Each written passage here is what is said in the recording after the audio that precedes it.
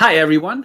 Let's talk about five things. Today, five mistakes before going into a dating relationship. Just in advance, this video is going to be a little longer than the 5-minute videos that I usually do because of the importance of the topic. I get this asked a lot. I speak a lot to people who are in their dating years and some who are a little older that because of divorce, of, they've lost a spouse, they find themselves in the dating scene again. So here's five mistakes that I see people make over and over before they start dating somebody. And I'm not talking about somebody who's just going to date, going to go out and have some coffee with. I'm talking about somebody who potentially can be a life mate, somebody who you're going to date with the intention of later on making it serious and potentially getting married. So that's the specific group that I'm addressing today. If you know somebody that will benefit from this video, share it with them. Subscribe, like. Thank you for watching. Let's get right into it. The first one is the exception to the rule syndrome. Before dating somebody, sometimes I see people believing that rules do not apply to them. It applies to every other couple, every other relationship, but they don't apply to me. I had somebody tell me, what do I do with my significant other? We're my fiance. We're about to get married, and they went and slept with their old boyfriend, the old girlfriend. What do I do? Do I still go ahead with the wedding? I said, look at them as a bear. If you see a bear in the middle of the woods, you run the other way. Right? They went ahead and got married, and they went ahead and got divorced. I see this happening all the time. I'm the exception to the rule. We're the exception to the rule. You can always find the exception to the rules for everybody. A person that smoked till they were 100, a person who drank hard liquor every day of their life and they died at 102. You can always, a person that was driving 100 miles an hour and nobody stopped them. You can always find somebody who's the exception to the rule. Is it possible? Yes. Is it probable? No.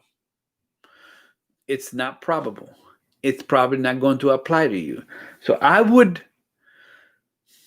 be very hesitant to get into a relationship where I know the odds are stacked against me.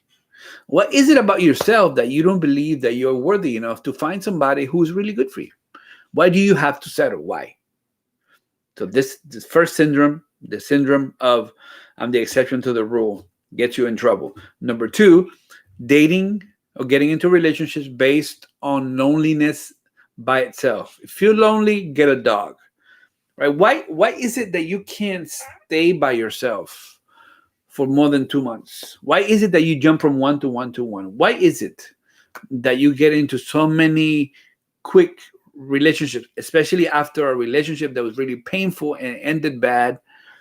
What happens is somewhere along the way, somebody led you to believe that one is not a complete number, that you need somebody else to complete you, that in order for you to feel significant or loved, that you have to be in a relationship with somebody. There's a lot of things that you can do by yourself. You can get healthier. You can work out, you can take a class, you can do things that you don't have to worry about whether somebody approves or not. So work on you. Number three, making decisions about dating relationships based on promises and not evidence. This is specifically talking about people who have a reputation. They have a trail of tears behind them. Several messed up relationship with their broken several hearts, but you think it's going to be different. I can change them, right? And they promise you that was it. That was the old me. I'm a new person. I'm sorry, honey. I just want to make decisions based on evidence and not promises. Well, don't you risk losing that person then if you become too stringent? Probably. And why would that be a bad thing? Why would it be a bad thing that a person who does not want to show you evidence that they've changed, that you lose that person? If they're trying to control the narrative and gaslight you and tell you, well, don't you believe in redemption? Don't you believe in people changing? Don't you believe in people transform? Aren't you even a Christian? Be very careful on people who you base a relationship based on promises and not evidence. Number 4, the one and only. That's one thing that just drives me nuts when people say there's a one and only for me. That person's gonna be my soulmate, and we're gonna be in love forever, and everything's gonna be perfect. And then they start dating somebody, and that person's not perfect, and they're like, it's not my one and only. It was a great person, great.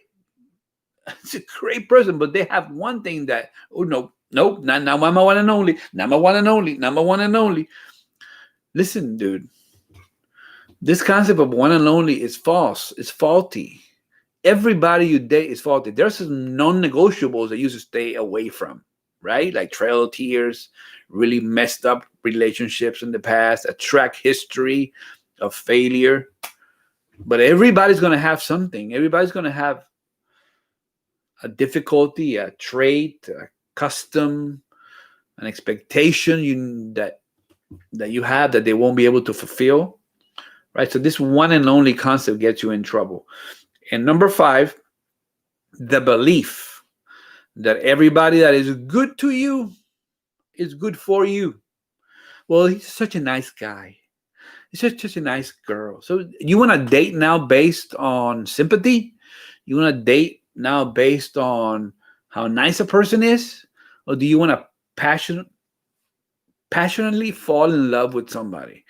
Imagine yourself 10 years from now, married to somebody who's just nice, but you're not passionately in love with. You're not in love with. You don't, well, that's going to grow over the years.